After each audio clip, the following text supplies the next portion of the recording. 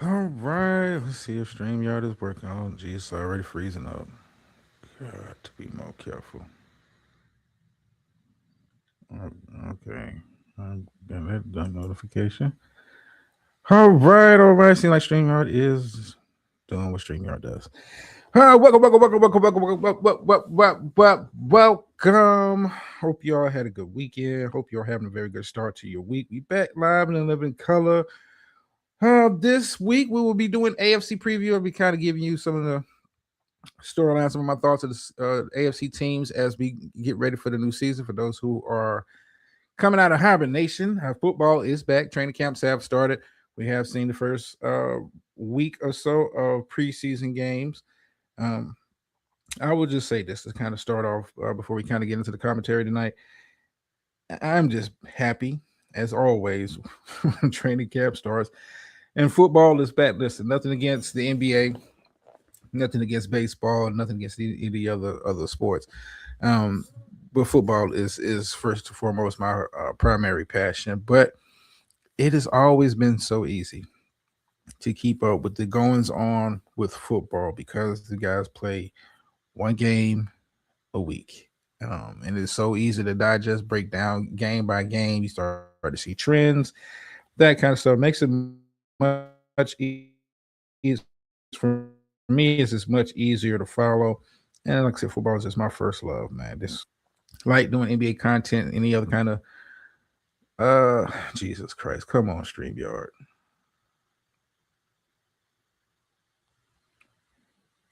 And we're getting sabotaged already.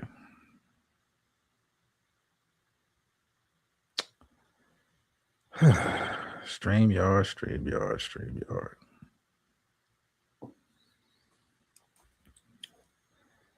Let's see if I can get through a show without StreamYard dropping the ball. I'm tired of talking with customer service and shit. But anyway, man, like I said, football is back. Training camps have started. First week of preseason games are in the books. And like I said, tonight we'll be focusing primarily on the AFC teams, kind of give you some of my thoughts once again on each team as we get ready for the new season. Next week, we'll be doing NFC previews. And then the following week, which is right before the season kind of kicks off, I'll be giving you my full blown picks as we head into the upcoming season. What else I had on the agenda? I do have a little bit of I do want to talk Stephen A. Smith a little bit tonight. I do want to talk about him a little bit tonight. Of course, we're going to talk about a little bit of the politics and anything else that kind of going on in the world. I do my best to try to keep up with the news so I can kind of deliver it to y'all. But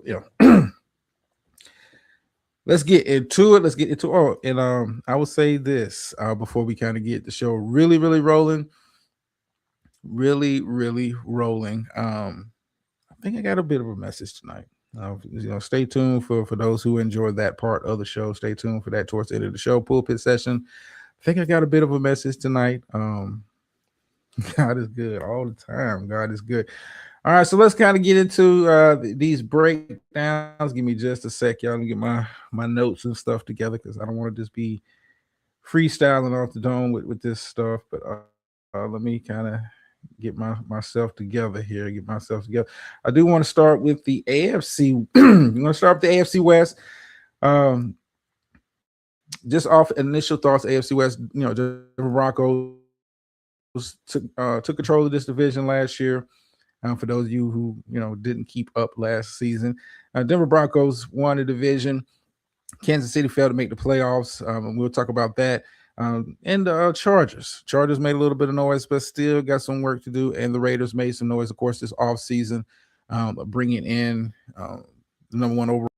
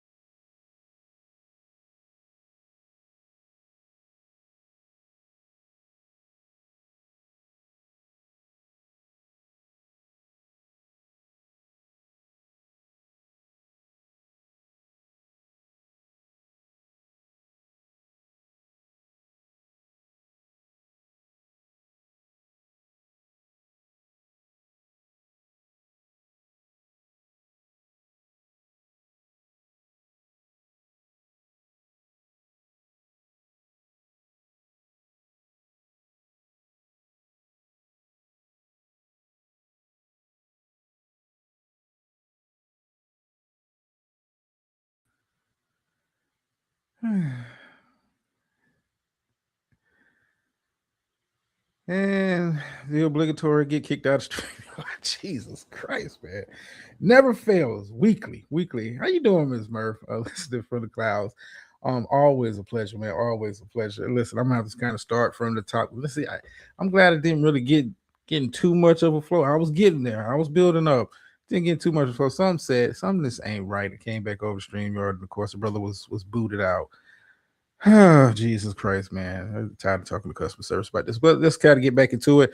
Good thing, like I said, good thing to get started because I don't know how much you guys missed, but we're just going to start from the top. Denver Broncos, team we're going to start with tonight, AFC West, won a division last year, made it to the divisional round of the playoffs. Unfortunately, did not have an opportunity to win in the big AFC Championship game, man, because their starting quarterback, Bo Nix, got hurt in the playoff game, suffered a broken ankle. Now he is returning back from injury. What his recovery looks like, how he's going to look on the field when the bullets start flying and live action football is back when the season starts, it's to be determined. But Denver, I think, made some good moves. One of the best moves they made this offseason was bringing in Jalen Waddle, former first-round draft pick, former wide receiver for the Miami Dolphins. Bring him in, add him to Cortland Sutton. Cortland, I want to say, make sure the guy say the guy named Cortland Sutton. And now you have legitimately two guys. I'm not going to say that Cortland Sutton or Jalen Waddle has been tier one, number one receiver type guys, but these guys can definitely get open, definitely know how to, to maneuver with the ball in their hands. Jalen Waddle is more of a speed demon than Cortland Sutton, but you add another weapon to this offense. And not to say that the offense was bad, but anytime you have a chance to improve, anytime you have a chance to get a little bit better, you take those opportunities. Considering that still Bo Nix is still on the rookie contract, and we've seen this trend year after year after year. When you have good teams to have a guy, especially at the quarterback position, that is working on a rookie deal, you see teams kind of push the chips all in now. The rest of the receiving core, these guys are, where they're supposed to be, third or fourth string type receivers, but they have a very nice receiving core. Denver did not have the most potent offense, but then you add a guy like Jalen Waddle, a guy who can stretch the field. But the question comes down to Denver going into this season. Biggest question for me is Bo Nix going to be 100% healthy? And we'll talk about health amongst the quarterback position, especially in this division. Moving forward, Bo Nix, can he carry this team past the divisional round? Defense is definitely good enough. Denver had one of the best. I think you can have a conversation, have the best defense last year. You also have to include the Houston Texans in that conversation, but we'll talk about them a little bit later as we get to the AFC South. But focusing back in on Denver, Denver has a defense that is certainly capable of winning a Super Bowl.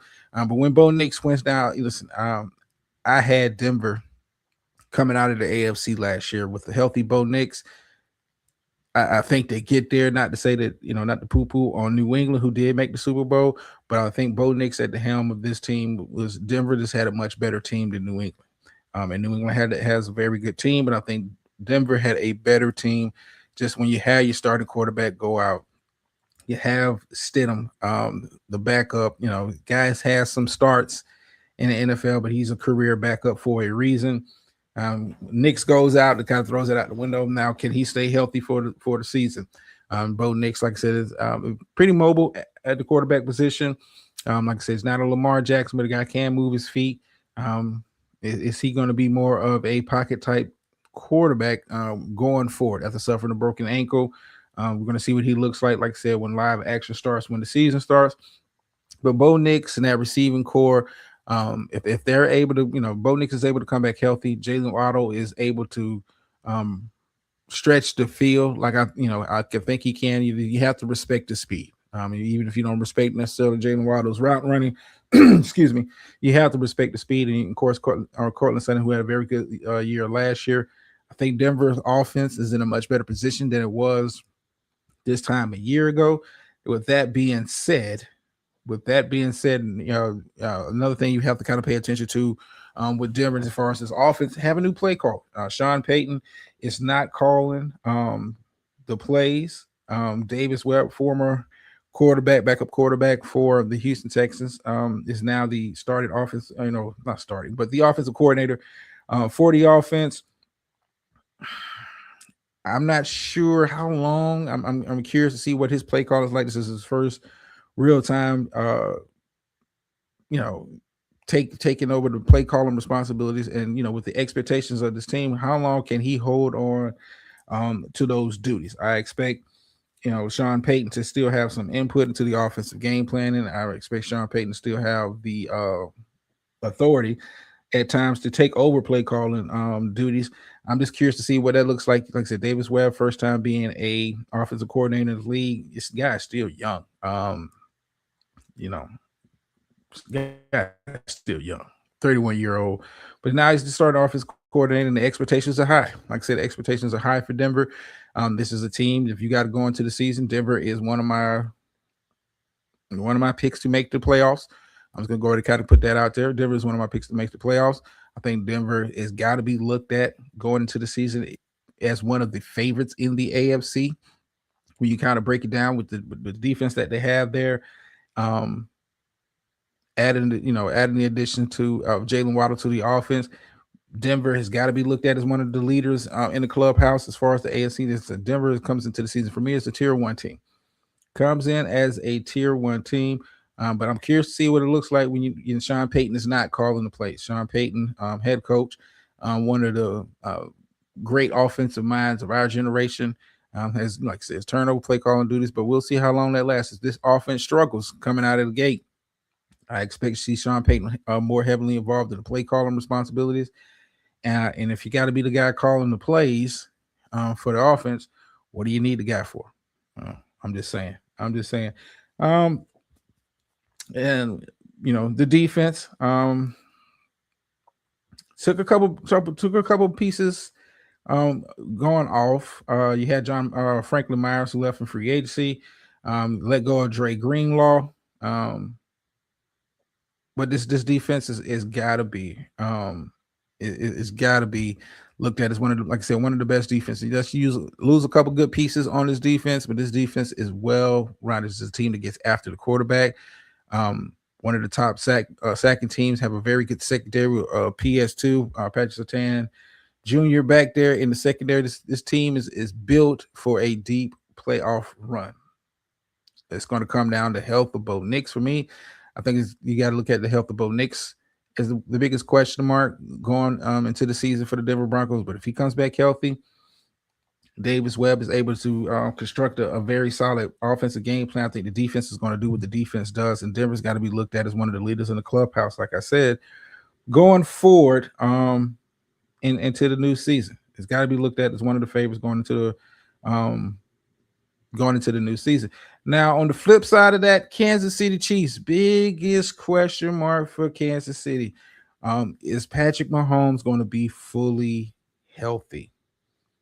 We've seen him in training camp coming off an ACL injury that he suffered last year. Is Patrick Mahomes going to be healthy? And if Patrick Mahomes starts out the season healthy, like he's projected to start week 1 of the season, can Kansas City keep him healthy? Now, if you're a Chiefs fan, you watched the Chiefs last season. Listen, Patrick Mahomes took a beating. Patrick Mahomes took a virtual beating last year, and a lot of that has to do to the lack of a run game.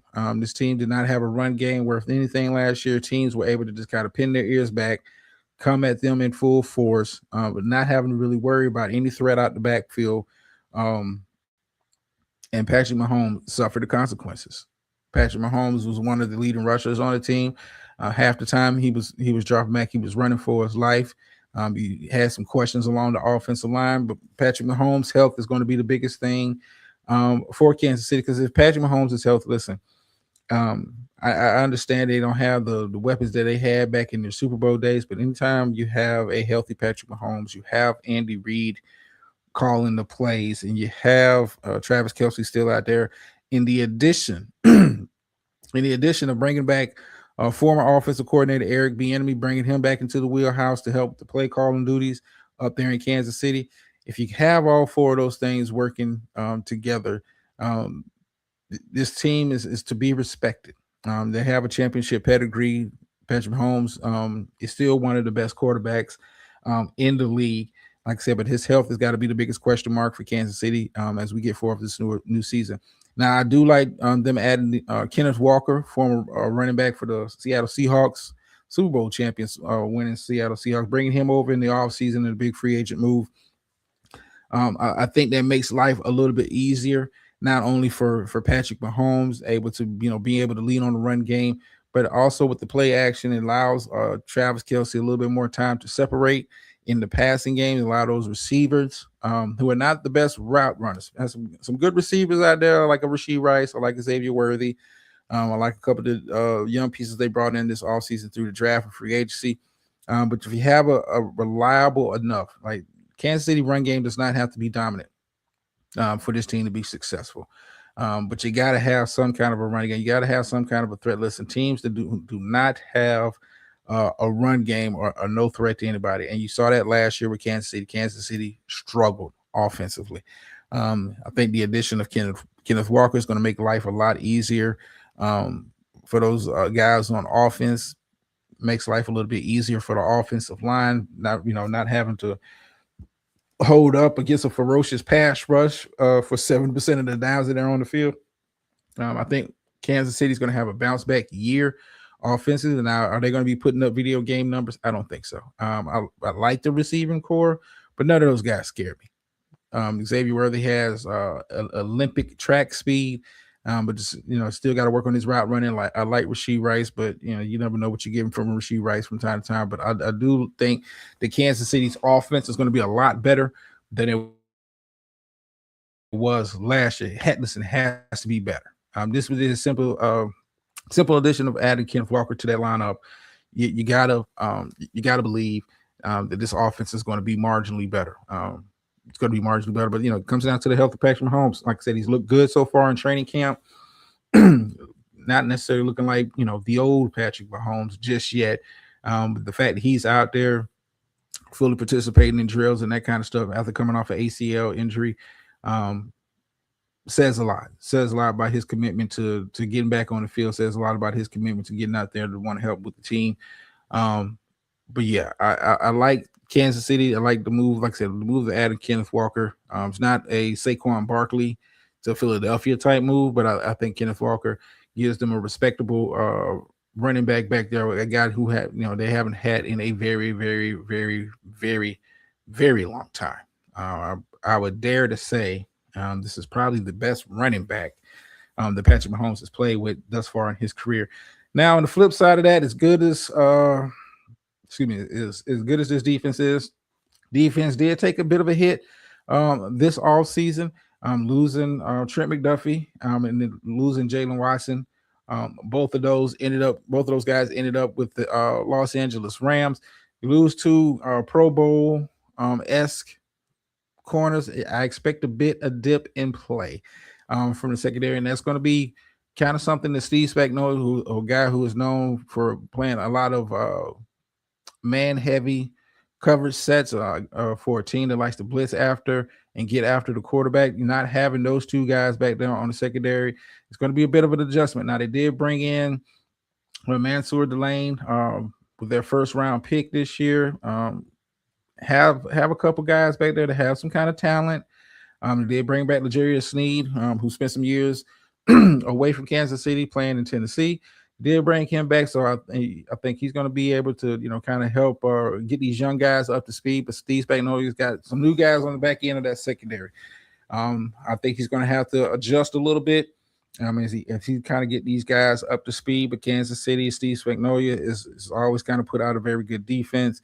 I think it's going to be a bit of an adjustment time for Kansas City, but we shall see. We shall see. Like I said, you lose two Pro Bowl, All Pro type cornerbacks. It's kind of hard to replace in that Mansour Delane.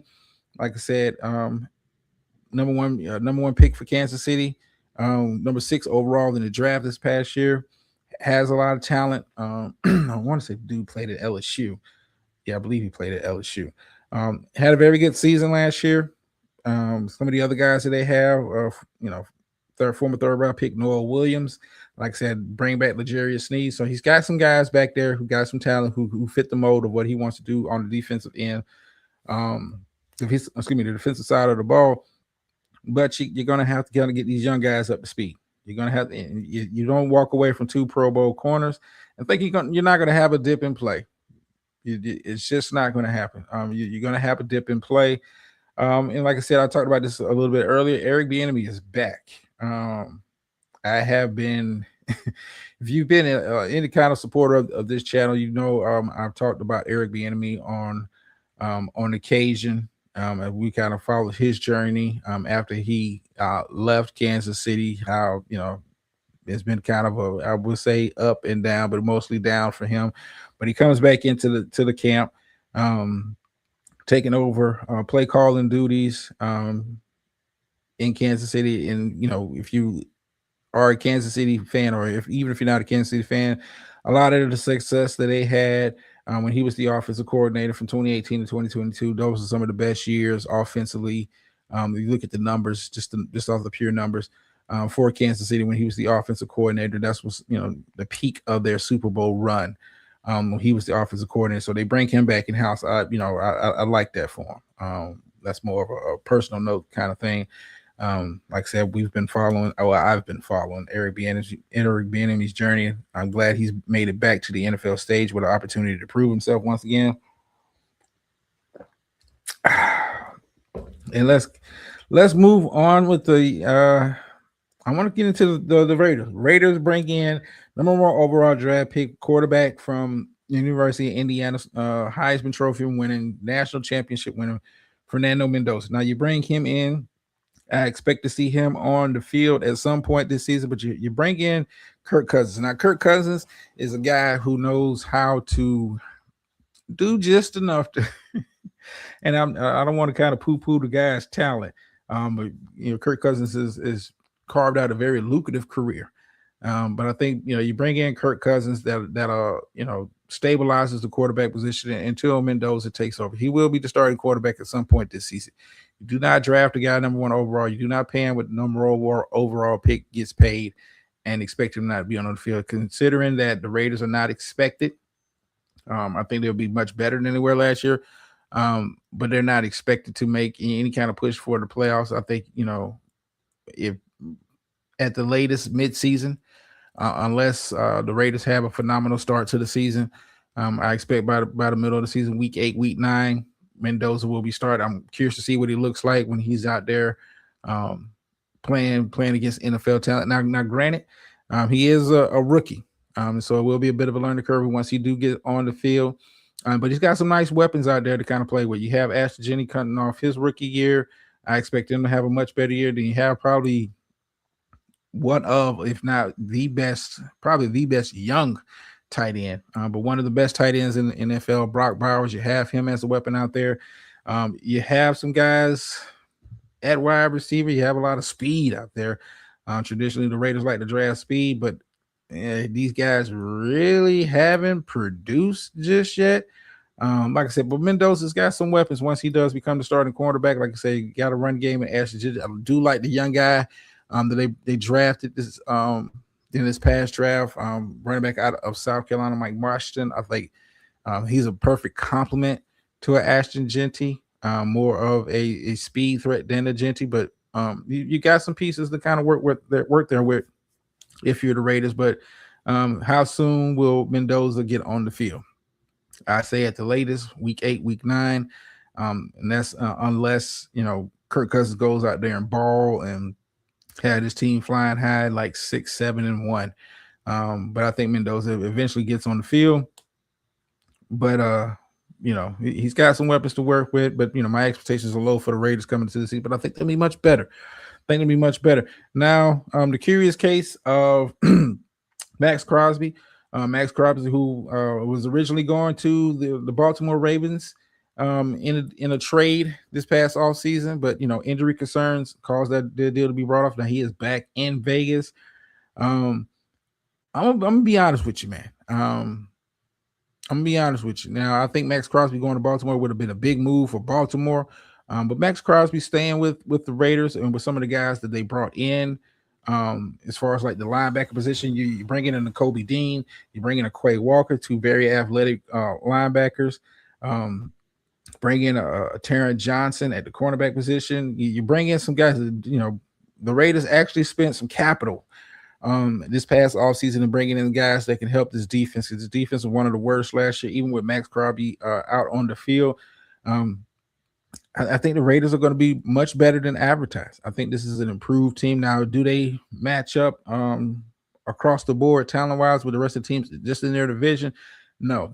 Raiders, to me, are the bottom of the division, but it's not to say just because you're the bottom of the division that I'm expecting them to win 3 games. This is a team, now I said I was going to wait to kind of like give my prediction, but this is a team I think, they can go out there and win 6 or 7 games this year. I think they have enough talent at certain positions to win 6 or 7 games this year. All on top of that, you're bringing in a new head coach, offensive coordinator for the Super Bowl winning Seahawks. So things are looking up in Vegas land. Things are looking up for the Raiders in Raiders Nation. Curious to see what Mendoza looks like when he gets out there playing against first string competition.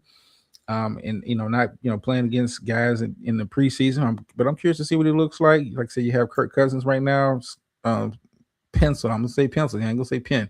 Pencil in as a starter quarterback.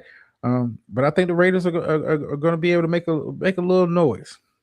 Make a little noise. I think this team is on the right track. You have your future. Hopefully set at the quarterback position. I like Genty. I like the addition of Mike Washington in the draft. You have Brock Bowers, who's already a Pro Bowl talent at the tight end position. Now you got some work to do at the wide receiver position, but we'll see. We'll see how it kind of turns out for the Raiders. But I think the Raiders will be much improved. But I still have them finished at the bottom of the division.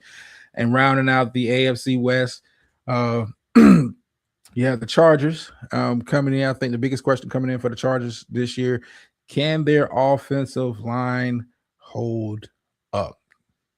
Injury bug derailed the hell out of this offensive line last year. You had Pro Bowler Rashawn Slater go down before the season started. Then you have your other Pro Bowl right tackle, your left tackle and your right tackle go out. Yeah, he's out by week 6.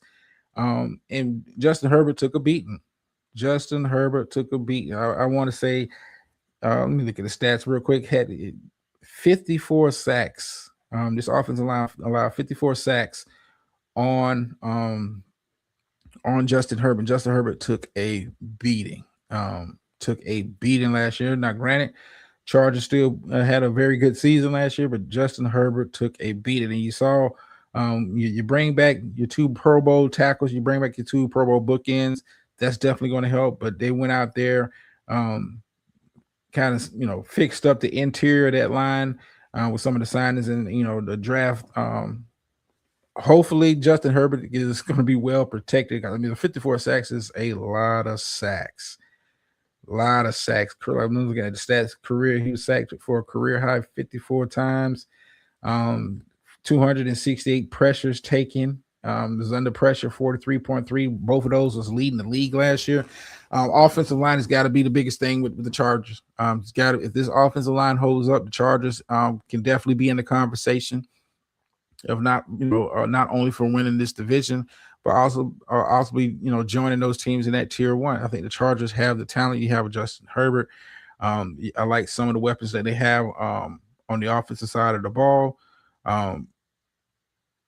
Yeah, I mean you got a solid enough running back. You got a pretty good trio at tight end. Your wide receiver core is good enough to win. Justin Herbert has got to stay upright. You got to keep them clean. Offensive line. This team is going to go as far as this offensive line takes them. Like I said, last year you lose 2 of your Pro Bowl bookend tackles. I expect to drop off anytime that happens. So like I said, I like the efforts that the Chargers made to kind of shore up that offensive line. Shore up that offensive line. And they made some additions on the defensive side of the ball. They made some additions on the defensive side of the ball. Didn't need a lot. I'll be honest with you. Chargers defense was pretty good last year. Didn't need a lot. But you're bringing some guys to kind of bulk up the pass rush a little bit. Help with the run defense. I like some of the moves that they made. I like some of the moves that they made on the defensive side of the ball. Now, is that going to translate to a whole lot of winning? We'll see. I do have the Chargers penciled in right now. Just off the initial peek into the team. I do have them kind of making it to the playoffs as the wild card. I still think Denver is the cream de la creme of this division. There's no knock on the Chargers. The Chargers were right there in the conversation to possibly winning this division last year. But I think Denver, to me, is just the cream of the crop of this division, probably. And as we move on, I want to get into talking about the AFCs. AFC East is the next division. We're going to kind of take a quick look at as we get ready for the new NFL season. We're going to start with the Buffalo Bills. Buffalo move off Sean McDermott. Sean McDermott is no longer the head coach here. Now it's the Joe Brady area. Buffalo didn't make a lot of changes as far as bringing guys in. Buffalo, I think they was in a position where they didn't need to make wholesale changes, didn't need to make a lot of changes. But you had to make some changes. Probably the biggest move, I think, especially if we look at the offensive side of the football, you bring in DJ Moore. Hopefully he can fill the number one receiver role. Hope he can fill the number one receiver role for Josh Allen. I think Josh Allen, to me, great season last year. With all that being said, didn't have a true number one receiver. It hasn't had a number one receiver since Stephon Diggs left town. I'm curious to see what this makeup of this team kind of looks like. Anytime you kind of bring in a new head coach, he wants to kind of bring in his style of play, his culture. But this Bills roster didn't flip a lot of talent. Most of the starters are back this year. Like I said, you bring in DJ Moore on the offensive side of the football. Bradley Chubb comes over on the defensive side of the football to help with that pass rush. Buffalo didn't really need to make a lot of changes. This is a team that is good enough to go deep into the playoffs. So they really didn't need a lot of changes. So I'm not surprised they didn't really flip over the roster wholesale. I think that was a very smart play by Buffalo, kind of keeping, hey, if there's a tweak here, a tweak there. But the biggest tweak is bringing in Joe Brady to be the head coach of this team, moving off of Sean McDermott. Like Sean McDermott had a good run. But this team never kind of quite got over the hump. And I'm not excuse me. I'm not gonna put all that on Sean McDermott, but they're not getting rid of Josh Allen, one of the best quarterbacks in the NFL. They're not getting rid of him. So somebody's got to take the fall. Somebody's got to take the fall. You made it to the divisional round last year, but the expectations for this Buffalo team is Super Bowl or bust. I look at Buffalo as one of my tier one teams in the AFC. When it's all said and done, like I said, I like you bringing over DJ Moore. Hopefully, he can fill that number one receiver role for Josh Allen. I like, the Khalil Shakir, compliment at wide receiver. I think they're pretty good and set at the tight end position. Have one of the best running backs in the game. So offensively, you didn't need to make a lot of changes. You brought in Bradley Chubb on the defensive side of the football to kind of help beef up the pass rush. You really didn't have one. I want to say your leading sack guy only had 7 sacks last year. But you bring in Bradley Chubb. Hopefully he can beef up that pass rush for Buffalo. Hold on, let me come back over because this got too quiet. Did I get booted? No, I'm good. No, I'm good. But yeah, Buffalo, like I said, didn't need to make a lot of changes. But you did need to make some. Like I said, you didn't make a whole lot of changes. But I like what you did. I like what you did so far. We'll see how it kind of plays. I definitely expect Buffalo to be in the conversation for the Super Bowl talk. Expect Buffalo to be in the conversation to make the playoffs. Now, with them making the playoffs, are they going to be the ones ruling this division? For a while there, Buffalo had kind of a chokehold on this division. But then the New England Patriots came out of nowhere last year. You're talking about a team had Drake May at quarterback, have an MVP type year. We're talking about the New England Patriots, have an MVP type year, lead his team all the way to the Super Bowl, ended up losing in the Super Bowl.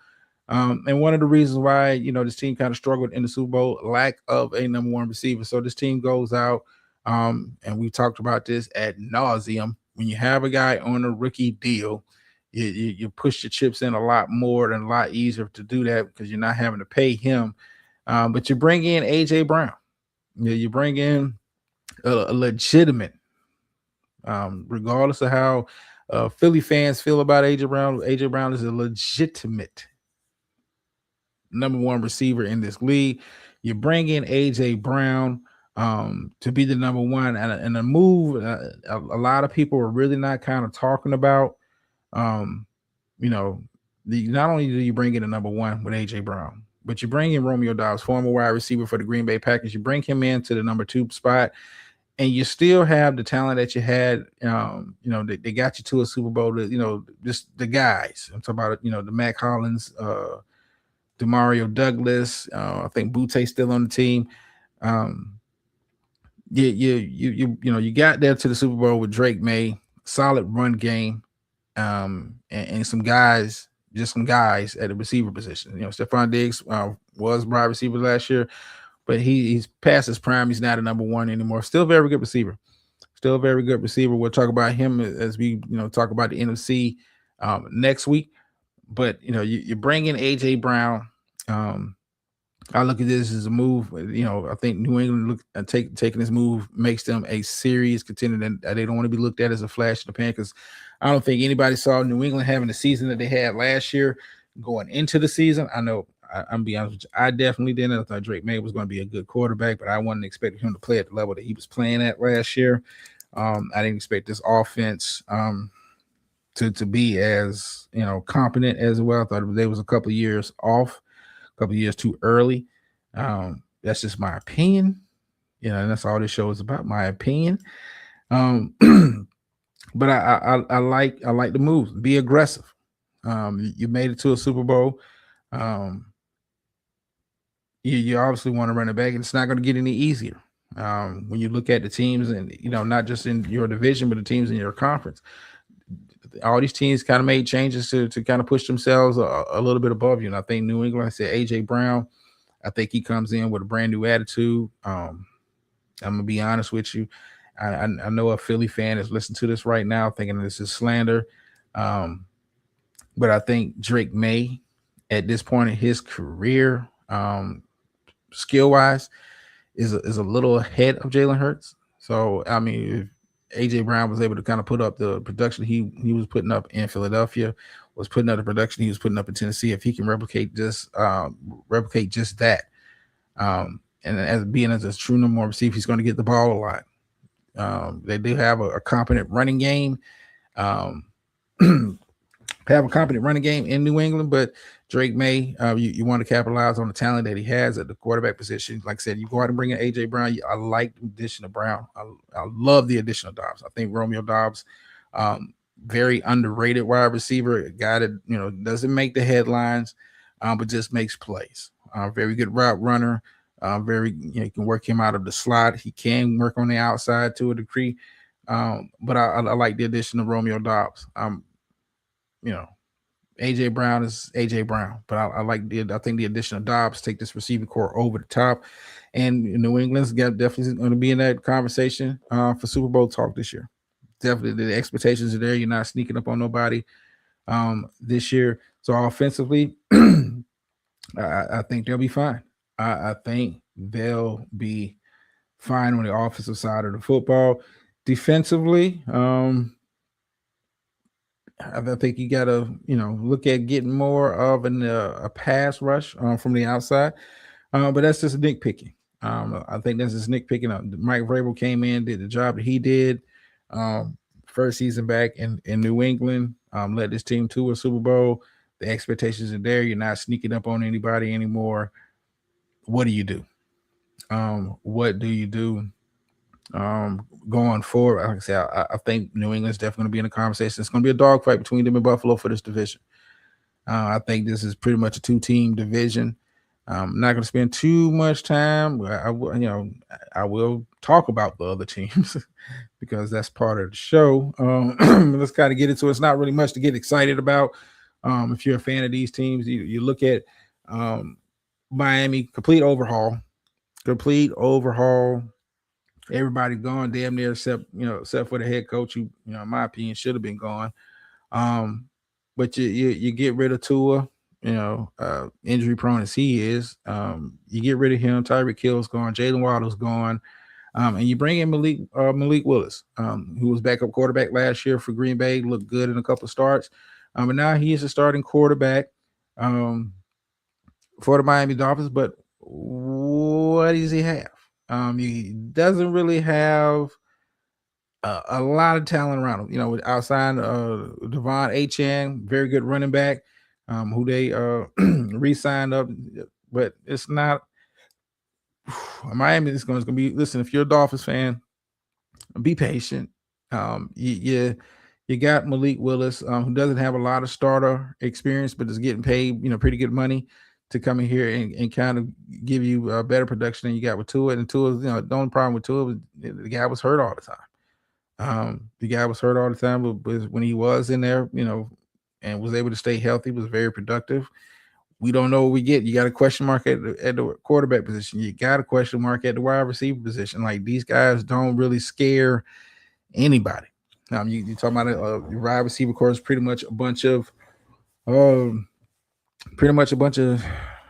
threes and fours. None of these guys scared me. A Tutu Atwell, Jalen Tolbert, or Jalen Rager. None of these guys scare me. These guys will be on most good quality teams. Most of these guys will be fourth, third wide receiver at best. Now, this is your starting wide receiver core. So, Dolphin fans, be patient. Offense is not that good. Offense is just not that good. Defense, not that much better. Offense is not much to be kind of really be excited for. Didn't really bring in no game changers. Didn't really spend a lot of money in free agency. Spent a little bit, but nothing of substance. Biggest deal they had this offseason was bringing in Malik Willis on a 3-year deal, about $68 million.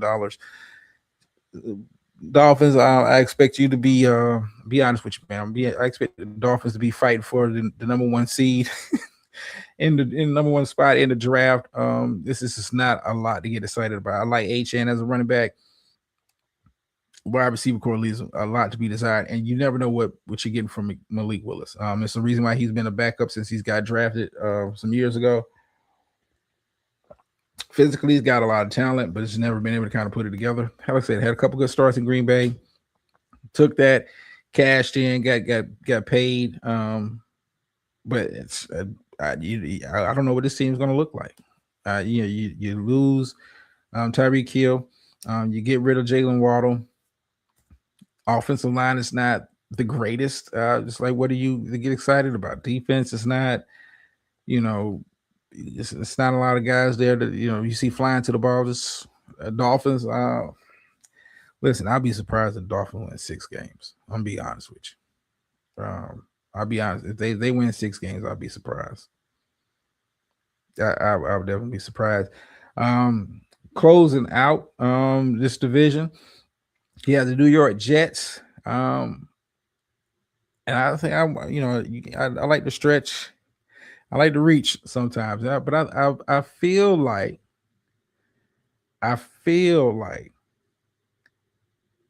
and it's I don't know what it is, but I like the direction that the Jets took this offseason. I expect the Jets to be a much better team than last year with some of the guys that they brought in. You bring in a Demario Davis from the Saints, a veteran, still a very good linebacker. You bring in Mika Fitzpatrick, very good on the back end of the secondary, and you spent a lot of capital fixing that defense like this. I think the Jets are going to surprise some people. Now, this is my dark horse team. I ain't there yet. Reason why I'm not there yet, you got Geno Smith as your starting quarterback. Now, granted, he kind of resurrected his career a little bit in Seattle, but it's the reason they moved off of him and moved on to Sam Darnold. He's got some weapons to work with out there in New York. Got Garrett Wilson, got Breece Hall. I like the rookie they brought in, tight end for Oregon, Kenyon Sadiq. Omar Cooper Jr. I like him at the wide receiver position. They got a lot of guys, but you got to kind of work it out. I feel more confident about the defense than I do the offense. I think the offense, if Geno Smith is able to kind of recapture that form and made him a Pro Bowler a couple of years ago, you might have something. The Jets might be able to make some noise. But I like the moves that this team made. I like the team. I like I said, you bring in some veterans like Demario Davis, Mika Fitzpatrick. That should help. With the defense. You got David Bailey, pass rusher out of Texas Tech. You drafted number 2 overall in the draft. You got some pieces there. You got some pieces. You bring over the Tavondre Sweat in the deal in the trade this offseason. I like the moves that they made on the defensive side of the ball. Offensively, if Geno Smith, and this is always a big if with Geno, if Geno Smith is able to kind of put it together, kind of cut down on the turnovers, he's got some weapons there. You got some weapons on the outside. You got Brees Hall at the running back position. You got some weapons there. Can you put it together? Can you put it together? Not a lot of changes along the offensive line. Can you put it together? I think Geno Smith is going to be the question, but I think this Jets team is headed in the right direction. Headed in the right direction. Now, do I think they're challenging New England and Buffalo for the division? Hell no. But that's not a slight to them. Those are two of the best teams, not just in the AFC, but two of the best teams, in the NFL. But I like the moves that the Jets made, man. I like the moves that the Jets made. We'll see what it looks like. We'll do predictions as we get closer in a couple of weeks when we do our, my wild and crazy zany picks that never seem to kind of pan out like I want to. If you're betting, bet against whatever team I'm picking. That's kind of like been the trend. Let me come back over here real quick. Am I still here? Hey, Gator, how you doing? I just popped back over here. How you doing, Miss Lady? And my executive producer is back for NFL season. How am I a hater? How am I a hater? I want to know because I flipped back and I randomly just look back and you're up in here. How am I? Who am I hating on now? I think the Jets are if you're talking about the Jets, I think had a potential to be a pretty good team this year. But I'm not sold on Geno. I've never been sold on Geno. No, I don't want to, if he's able to kind of recapture that Pro Bowl form, he's got some talent there. He's got some talent in New York to make a little noise, but I don't see them challenging for the division over Buffalo and, New England, barring an injury. I don't see that happening. I just don't. But welcome back. It's been a minute. You come back in, you don't ingratiate yourself, you don't say hi or nothing. You just come in, you a hater. But welcome back though. Let's kind of keep it moving. We got 2 more divisions to go. We'll kind of move on to the rest of the show. Want to kind of get into the AFC North. AFC North, we're going to start with the Baltimore Ravens. A lot of changes in this division, especially at the top. A lot of changes in the division at the top. We'll start with the Baltimore Ravens. John Harbaugh era is over. And you have a new head coach there, Jesse Mentor. Biggest question I have for Ravens fans is what kind of what kind of an offense are you're trying to create there? Under the John Harbaugh era, this team is very run heavy. Has some talent on the perimeter. You had a Mark Andrews, a Zay Flowers. You had some guys there. But what do you do when you have a talent like Lamar Jackson at the quarterback position? Do you, kind of deviate what has made him successful? Do you take that route? I'm not sure. John Harbaugh gone after damn near 2 decades as the head coach, bringing a new guy. What is his offensive philosophy, and how long is it going to take this team to adapt? I mean, you still have, like I said, Lamar Jackson at quarterback. You still have Derrick Henry at running back. You would think the run game would be a heavy emphasis in the new regime, but we don't know. We don't know. I understand why they got rid of Harbaugh. I mean, sometimes the message gets stale. Sometimes the message just gets stale. But I'm curious to see what it looks like. You get rid of the head coach, you bring in a new offensive coordinator. Um, the offensive coordinator, I want to say he served. I want to say served, but he was up under. Ben Johnson in Chicago. So maybe he brings some of that over to Baltimore. But I'm curious to see what the talent that they have, how this team is kind of being constructed. Is it going to work? In Baltimore, the expectations I don't think are Super Bowl this year, but I expect the expectations to be challenging for the playoffs, challenging for this division. Like I said, a lot of changes in this division all the way around. You look at the defensive side of the football for Baltimore. You bring in Trey Henderson, who was a steady pass rush threat for the Cincinnati Bengals. You bring him over in a deal after the Max Crosby deal kind of fell through. A move that I like out of nostalgia factor is you bring back Calais Campbell along that defensive line. Like I said, I'm curious to see what this team is the philosophy of this team is going to be moving forward with the new head coach. I think that's the biggest question. I do think Baltimore is talented enough to, excuse me.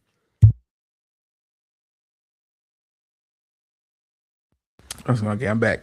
I do think Baltimore is talented enough to win this division, but I got to kind of see what this team looks like. Maybe get into about week 3, week 4, before I can kind of get a real feel of what this team looks like. Because you're bringing a new head coach, you're bringing a new OC, bringing a new philosophy. The defensive game plan still be the same. Like they got talent here, man.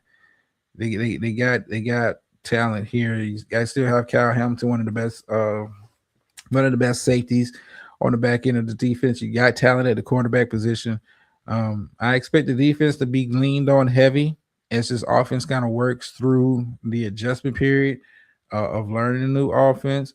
Um, but it's kind of hard to bet against a team with Lamar Jackson and Derrick Henry on the offensive side of the football of being a bad team. But they struggled last year in close games. Um, they struggled last year in close games. Like I said, it's kind of a wait to see. We haven't had change in Baltimore in a very, very long time. It's curious to see what that kind of looks like. Lamar Jackson is not your traditional type quarterback, so I'm kind of sure want to see what kind of offensive system they kind of bring in. But Baltimore definitely will be in the conversation for winning the division. Um, excuse me. This upcoming season, another team I think is going to be in that discussion, health permitting, is the Cincinnati Bengals. I think when you talk Cincinnati Bengals, you have to talk Joe Burrow. Joe Burrow, when he's on the field, one of the best quarterbacks in the game. The problem with Joe Burrow, he's not always on the field. He is not always on the field. Um, he has weapons, probably the number one receiver in the NFL, Jamar Chase, a very good number 2 in T. Higgins. You have a lot of talent on the offensive side of the football, but it all comes down to Joe Burrow. Can Joe Burrow stay upright? If Joe Burrow continues to have the struggles that he has had throughout his career with the injuries, Cincinnati is going to be in the same position they were last season and every other season since then. Excuse me. Yeah, I need to give me a sip of water. But yeah, I think you got to look at Joe Burrow. This team, begins and ends with Joe Burrow. Now, on the flip side of that, had one of the worst defenses last year, even with Trey Henderson there. Um, but it did make some moves in this past off season. Bring in some pass rush help, bring in some guys on the back end of the secondary. But then you bring in Dexter Lawrence, trade Dexter Lawrence. You bring him in to kind of shore up that interior of that defensive line. You bring in a guy like Jonathan Allen, who's known mostly as a run stuffer. Bring in Boya Mafe, pass rusher from the Super Bowl winning Seattle Seahawks. So you spend a little capital on the defensive side of the football, but listen, if the D is just middle of the road, it's all still going to come down to Joe Burrow. To me, it's all going to come down to Joe Burrow. Can Joe Burrow stay healthy? You want him to stay healthy because you want to see how good this team can be with him at the quarterback position. But history has shown that Joe Burrow eventually at some point in this season is going to go out, and you just hope it's not for an extended period of time. You just hope it's not for an extended period of time. But this team, success depends on Joe Burrow. Joe Burrow's healthy. Cincinnati can play with the best of them. Can play with the best of them. But if he's not healthy, see you back at the top of the draft. Speaking of the team that might be at the top of the draft this upcoming season, you got the Cleveland Browns. Biggest question: what are they doing at the quarterback position?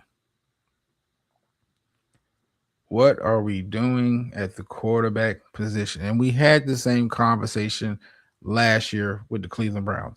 What are you doing at the quarterback position?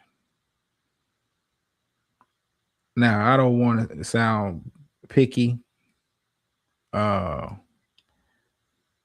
I'm not understanding this. And I get it because you're paying the guy so much money that you have to play him. But just forcing Deshaun Watson back into the spotlight, trying to force him back into being the number one quarterback. What has Deshaun Watson done in the last 3 years? And so that's a large window. What has he done in the last 3 years to warrant this kind of confidence? Now, you hustled against yourself. You was dealing against yourself when you gave him the guaranteed deal to bring him over from the Houston Texans. But Deshaun Watson has done jack shit since he's gotten to Cleveland. And when he's been on the field, he's looked bad. And the only reason you're still pushing this Deshaun Watson thing is because you're paying him so much money. What are we doing at the quarterback position? Now, do I think that Shedeur Sanders is a Pro Bowl quarterback? And I'm not ready to jump out the window like some people are. I think he's a good young prospect, but I still need to see more game tape. I still need to see, but this Deshaun Watson saga, and I get it because you can't just outright cut the dude because he makes so much money. I mean, probably the worst free agent deal I've ever seen in NFL history, man. Probably the worst deal I've ever seen in NFL free agent. And you Cleveland fans, you were paying the price for inept ownership. You are paying the price for inept ownership. Like, what do we do? Who is? And you got to figure it out this year. I expect Cleveland, to be picking back towards the top of the draft again, and they'll be going for a quarterback. I'm not understanding this need to keep pushing Deshaun Watson. I'm just, dude, it ain't happening, man. Nothing in the past 3 years. No game tape that you can show me that warrants this much confidence in him being the starter. Based on what? When he's been on the field, he's been horrible since he's gotten to Cleveland. Horrible. And people are still waiting for him to recapture that magic he had when he was quarterback for the Houston Texans. I ain't seen it. I ain't seen a glimpse. I ain't seen a spark. Nothing. Listen, Cleveland, you're going to be picking at the top of the draft again. You're going to be picking at the top of the draft. Might as well see. Hey, give Shedeur, give Shedeur the role, and see what you have, because you're going to be picking for a quarterback. And this upcoming draft is very good quality group of quarterbacks. You're going to be picking a quarterback. Might as well see what you have with Shedeur Sanders. If nothing else, raise his stock up so you can move off of him, and send him elsewhere. But oh man, Jesus. I mean, this is a team. Like, how can you expect this team to get better? Then we're talking about the quarterback position. Then the other big news: you traded the reigning defensive player of the year, Myles Garrett, for Jared Verse and 3 first-round picks. This is a team that is building for the future. This is a team that's building for. You cannot trade a Myles Garrett, and think that your defense is going to be. You do not trade the reigning defensive player of the year, a guy who had 23 sacks just last year. You do not trade him, uh, and get better. Now you had a defensive rookie of the year, Carson Schwarzenegger, a good backer. Still had Denzel Ward out there. You had some talent, but Cleveland is obviously. Listen, I expect Cleveland to be at the bottom of the league again this year. Tell me you're tanking without tanking, and you to get the picks that you got. Um, kudos to you to get the picks that you got for my. Listen, Cleveland saw the writing on the wall. They just don't want to come out and tell the fan. They're trying to be as bad as possible. I think this is a team that is quite literally sabotaging.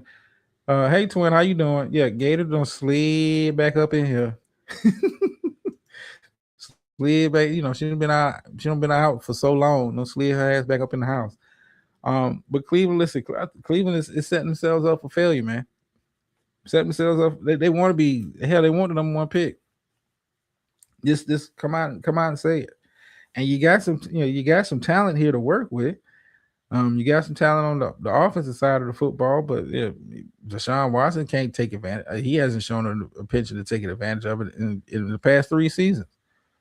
At least let Shador. I'd let Shador go out there and start the whole damn season.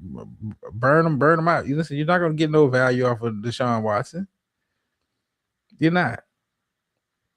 Your defense is not going to look the same. You trade away Jared Verse is a very good player. He ain't Myles Garrett by a long shot. Not even in the same conversation. Not even in the same conversation. I like Jared Verse. Like what he did with the Rams, but he ain't Myles. Cleveland is let's move off of Cleveland. They're obviously the biggest thing for them is how high in the draft can they pick. I'm just saying, how high in the draft can they pick? Moving on, talking about changes at the top. Mike Tomlin stepping down this past offseason as the head coach of the Pittsburgh Steelers, and Mike McCarthy, former head coach of Green Bay Packers, former head coach of the Dallas Cowboys, is now head coaching in Pittsburgh. You bring back Aaron Rodgers for hopefully it's his last season, but you do go out there and get him another weapon. I do like that. You do go get him another weapon and bring over Michael Pittman Jr., former wide receiver for the Colts. Add him to the wide receiver room with DK Metcalf. Pittsburgh is always going to be in the conversation. This team is always going to be in the conversation.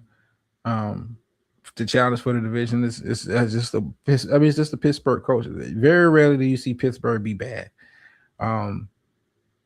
Is Aaron Rodgers the Aaron Rodgers of Green Bay? No, but he had a pretty good year last year. But you bring in Mike McCarthy. And guy does have a Super Bowl ring, so he was head coach for the Cowboys. So I ain't gonna shit on him too bad.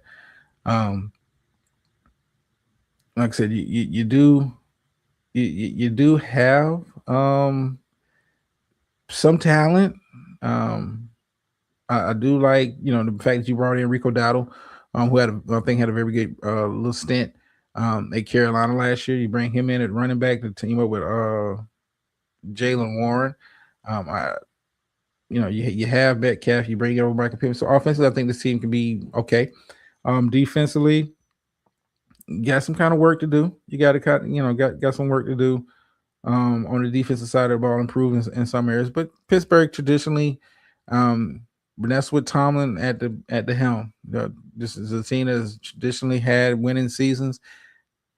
I expect that trend to continue.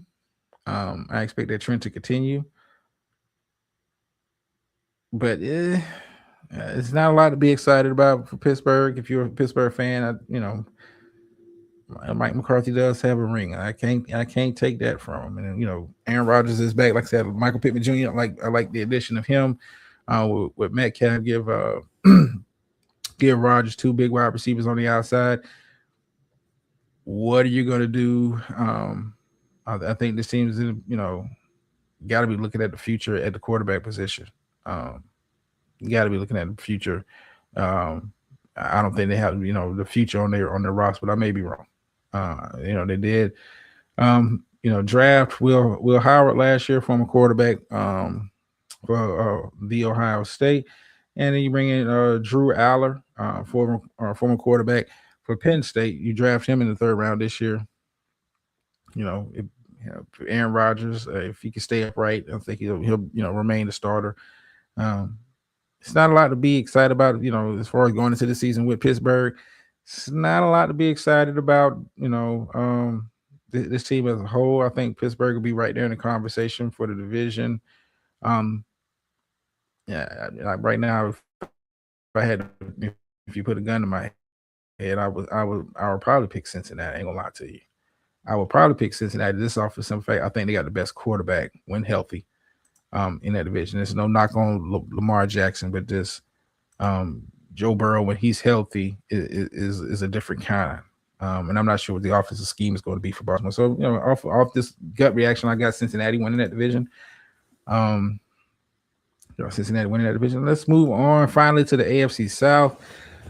Oh boy, it has been. Give me just a sec, y'all.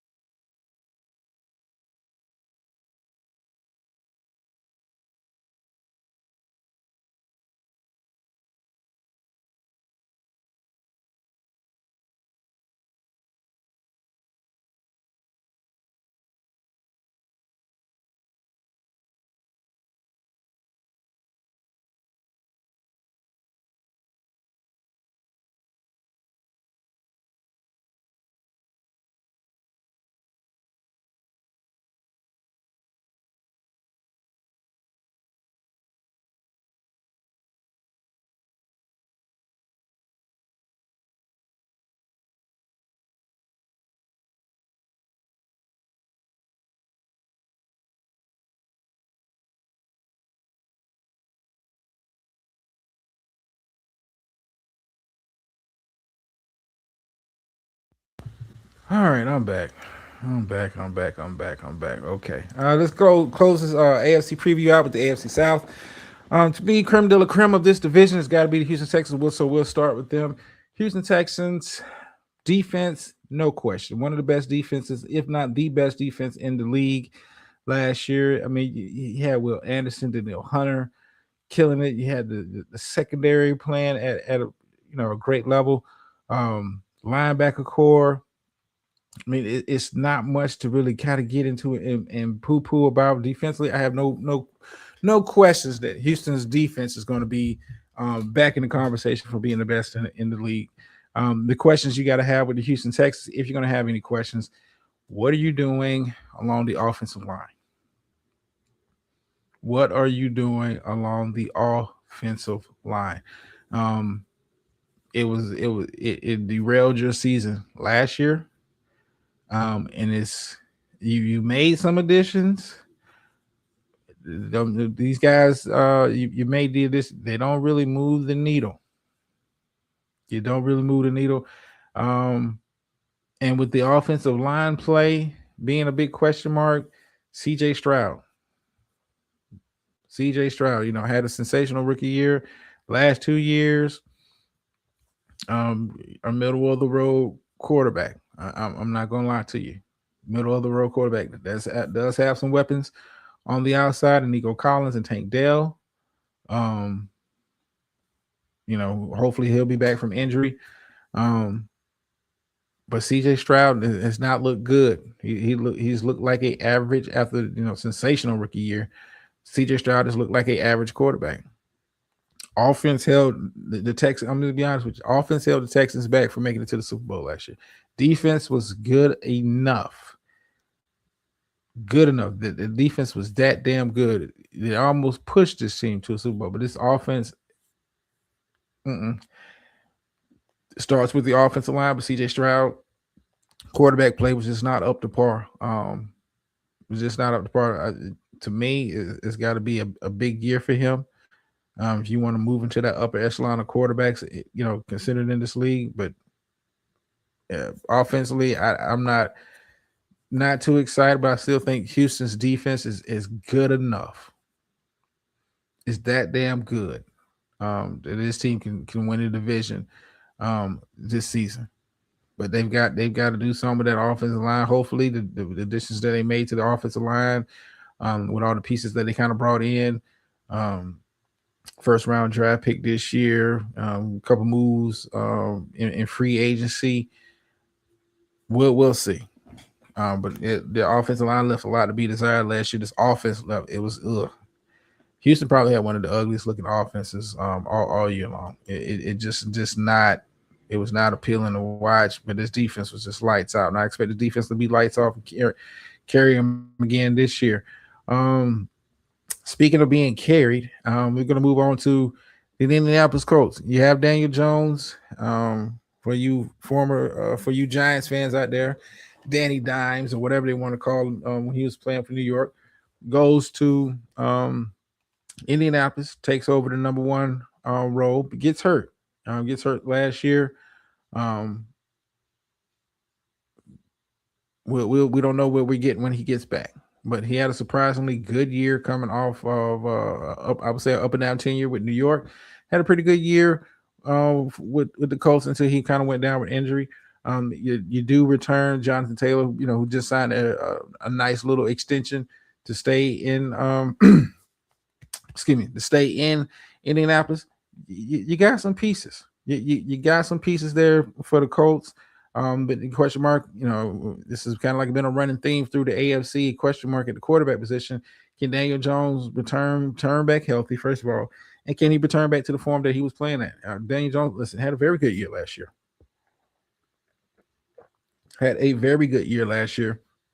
But can he return back? It's going to be a big question mark because when you look at the backup quarterback position, you have Riley Leonard, who's currently listed as the number 2. You have Anthony Richardson, former first round draft pick. I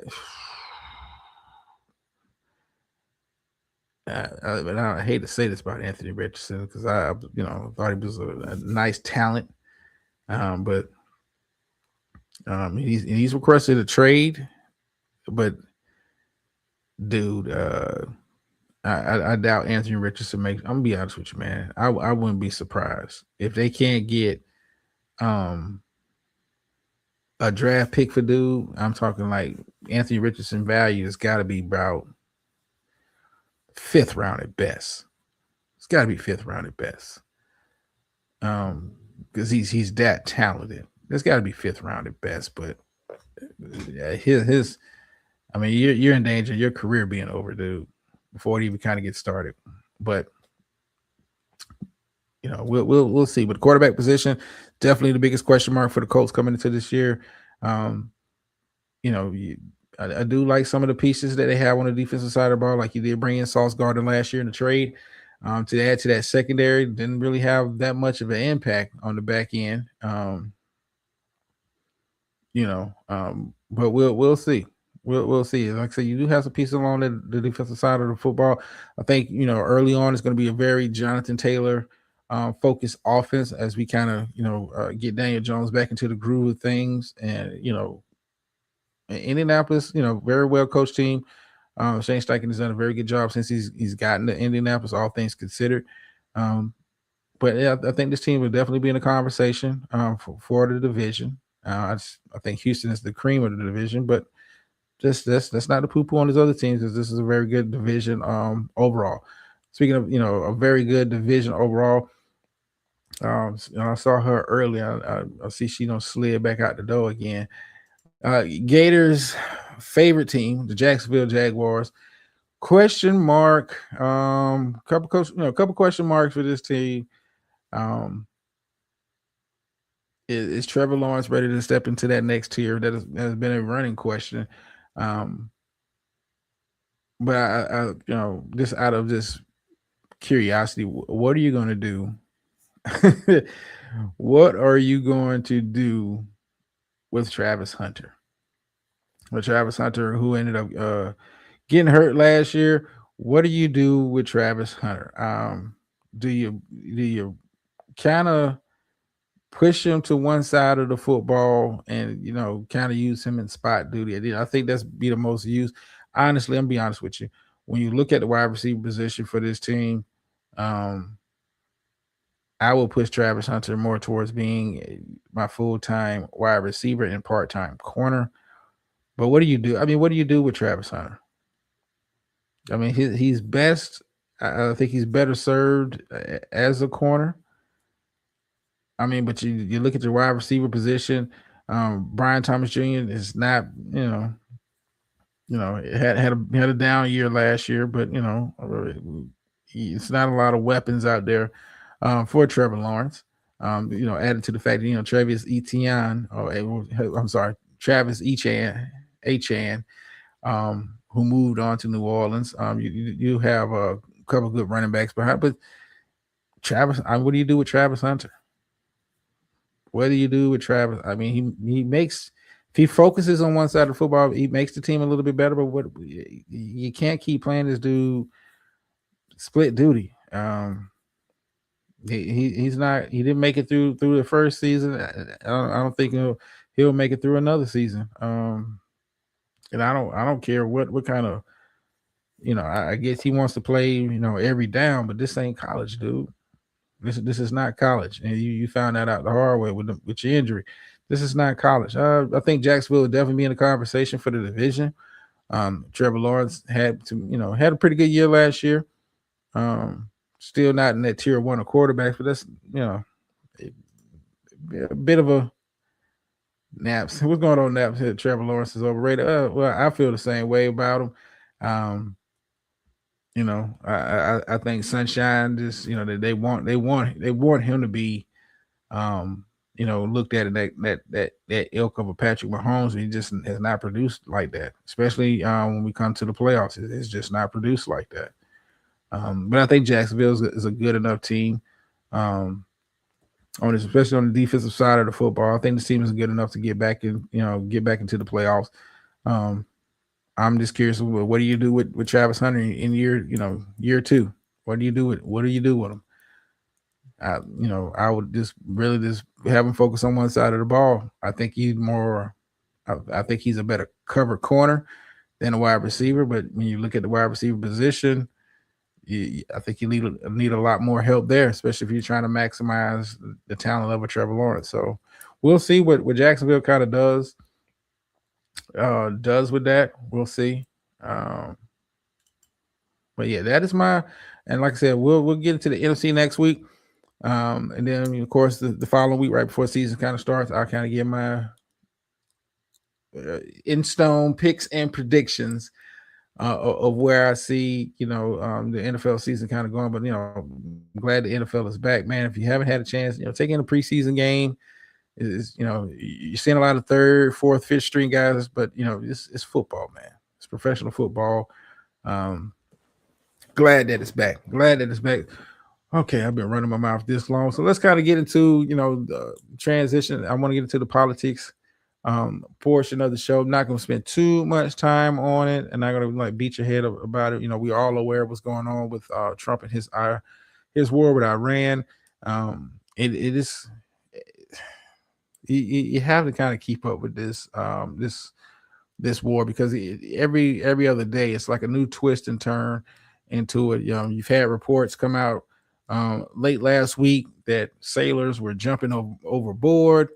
Sailors were, jumping off the boat, sharing social media videos. Family members were sharing videos that were sent to them from sailors that were on these ships about the living conditions. Not that I'm surprised. I'm gonna be honest with you. Not that I'm surprised that sailors and soldiers have taken this route to, go through social media, and their families have taken this route to go to social media to try to elicit some kind of a response into the conditions. for those who are not kind of like, into like the worldly stuff or anything revolving around the military, you know, the deployment that these guys have been on, and you still trying to get out of paying that woman her money. Yeah, we're gonna get into that too. Because the Supreme Court pretty much shot down his latest appeal in regards to that, Miss Murph. But um I'm not surprised that, I'm not surprised that they've taken to social media. I'm actually surprised it's taken them this long. You talking about sailors and soldiers who have been out there for an extensive amount of time. Um, and it's not like, the ship is just there. They just rotating people, back into the mainland. Like, no, you're stuck. And they've been stuck there for months. And can you just imagine, you're not even in country. It's not like you're on the ground, dealing with locals, or you're dealing with, you know, the country that you're in where the combat is happening. You're not like, you're stuck on the boat. Um, it's been reports that, they're some of them people have been working without a day off. Like, mental health is a real thing. It is a real thing. Now he's trying to, take care of that. In regards to, the social media response to that. Then as of I want to say yesterday, I mean, Jesus, it's kind of hard to keep up with this guy's got going on. He has threatened to bomb the country of Oman. Oman, um, country out there in the Middle East, who have been working with the RGC on a framework on how they want to manage the Strait of Hormuz. Trump has come out and said that they get in the way of um, opening up the Strait of Hormuz. He plans on bombing them like this. And 70 plus million people elected this dude. 70 plus people have elected this dude. Um, I mean, it's almost like a full time job keeping up with what this guy's got going on.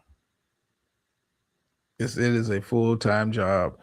He recently had the confirmation of Todd Blanche, his own personal, his own personal private defense lawyer, who is now the AG. You had the the fallout from RFK's decision in regards to vaccines, reducing vaccines. If you look at the cattle shortage, it's a lot going on top of midterms. Midterm season is warming up. It's heating up. The campaign ads are flying. People are out there. This is a very interesting time. And like I said, I wanted this kind of focus in on the work, because I could do like a whole show just the politics of what's going on. But this war, like I said, I said this months ago. He's in a quagmire. He is in a quagmire, and it's all ego driven. It's all ego driven. It's all ego driven. This dude, he wants you can listen. It's no way to walk away from this and look like a winner. But for the sake of the American people, who he said, hey, you should be happy that you're paying more at the pump because we're stopping Iran from having a nuclear weapon.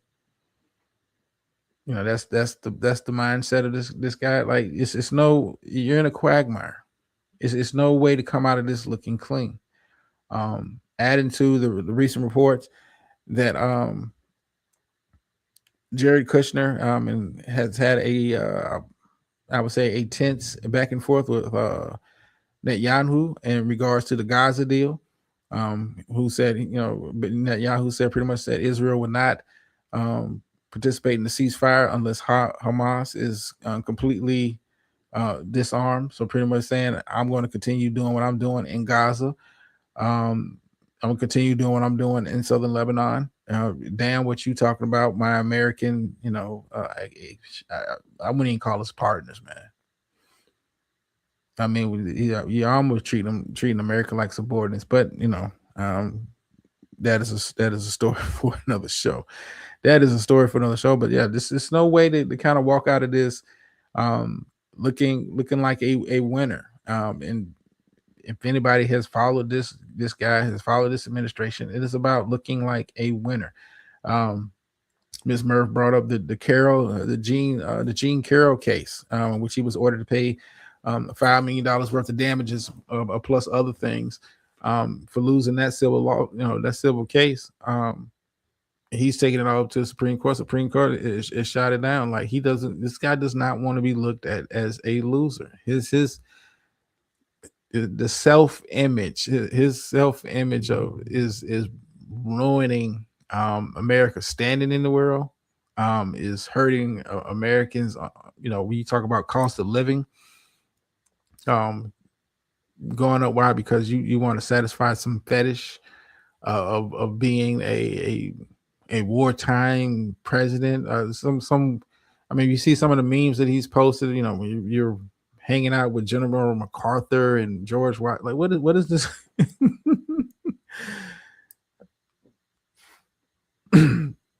I mean, Naps. It's not even like it's a proposed plan that he's charging people who has access to it up to $100,000 a month for inside information in regards to decisions he might make or comments he might make that could affect the market. This is, and I don't even want to get into the recent resale of the Los Angeles Lakers. And for those who see Nap's comment, don't know what he's talking about.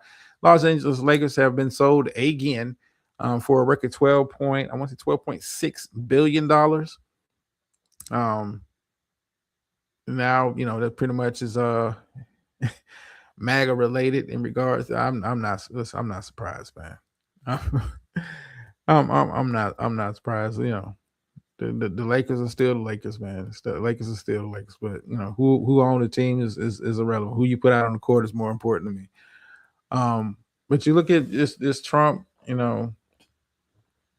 this war with Iran. Listen, we're 2027. I say at the earliest, will this quote unquote conflict end? This war will end. If we're lucky, midterms happen.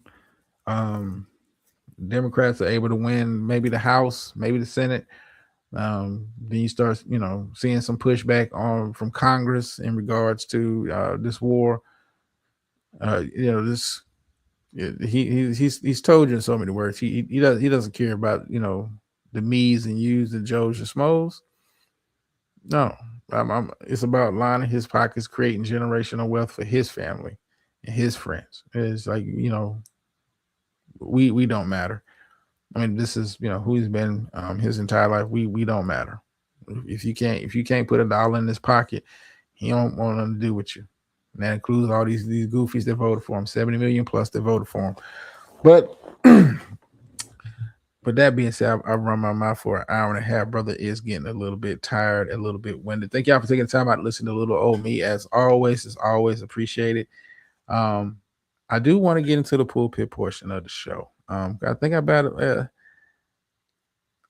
got something today. I always think I got something, but sometimes it don't come out it don't come out the right way. It don't come out the right way, but I'm almost hit damn in stream. Jesus Christ. Let's get into it. Like I said, I'm getting a little tired. Brother got gym in the morning and all that good shit. So health is wealth, man. Let's go.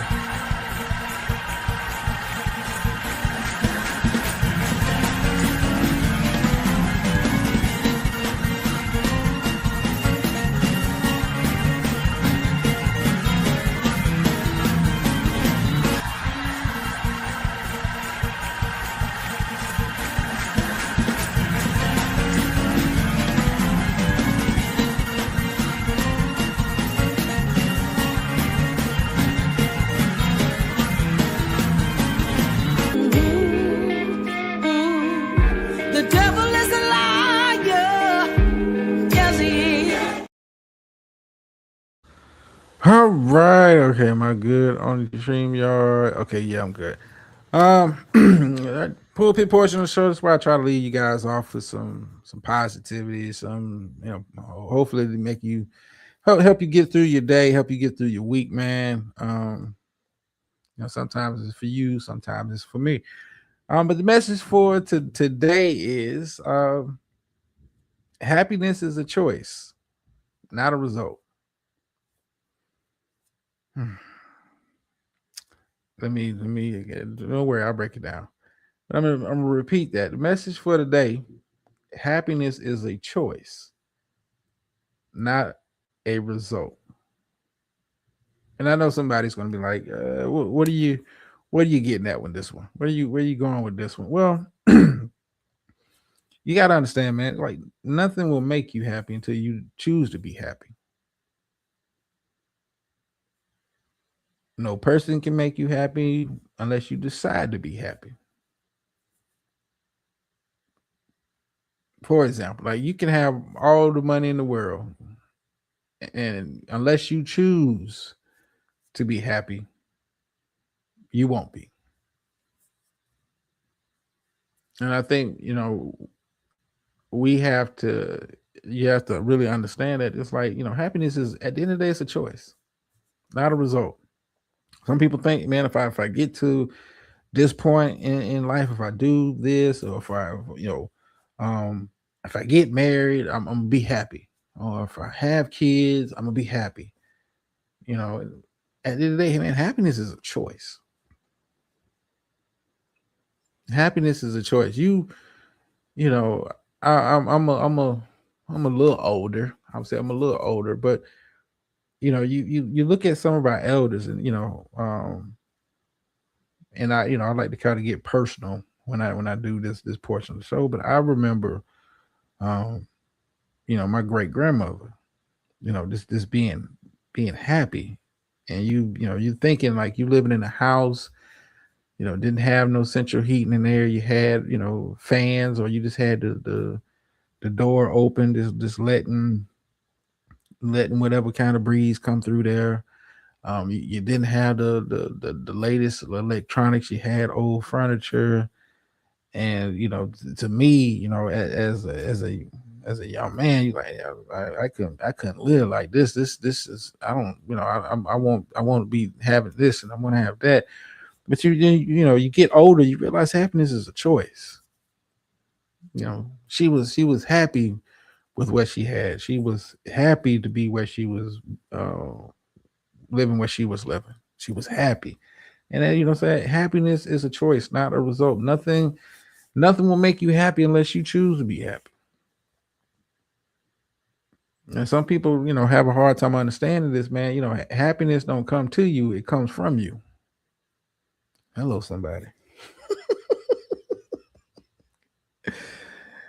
Happiness won't come to you, it comes from you. When you are true, listen, when you are happy with how your life is going, when you are happy with how things are set up in your life, how you whatever your family situation is, when you are happy, I mean, it's a beautiful thing, because when it comes from you, can't nobody take it away from you.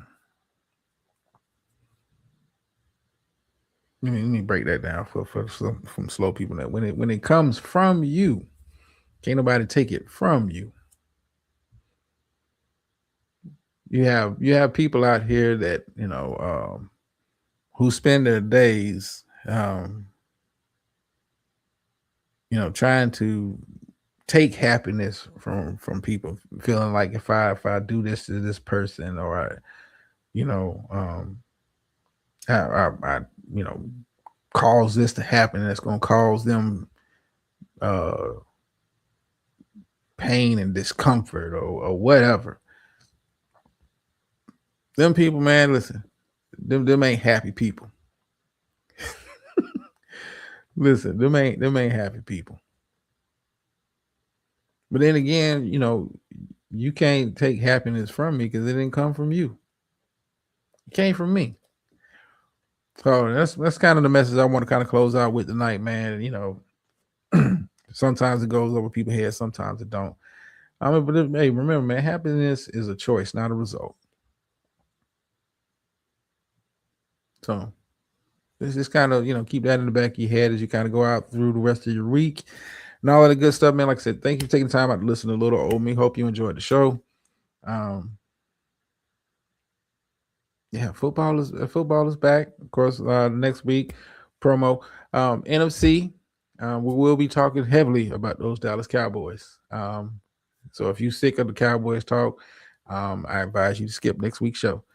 But yeah, we will be NFC. And then we'll kind of get into, of course, other world news. Anything else that kind of crosses my radar, man. Also, kind of want to put this out here. If you have a suggestion to, something you want to kind of cover in the realms of politics or sports, it's kind of like what I focus on.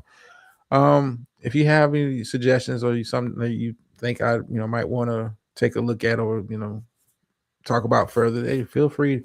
If you don't leave a comment or whatever. It don't matter to me, man. I try to get to them as quickly as I can. But anyway, with that being said, man, it was good to see, good to see the people who did, who decided to show up. If you catch it on replay, I always appreciate it. My executive producer has finally come back. I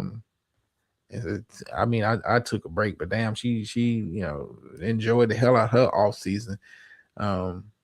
It's always good to see Gator. It's always good to see all y'all, man. But that being said, let me get my ass up out of here, man. It's been a long night. Got gym early in the morning.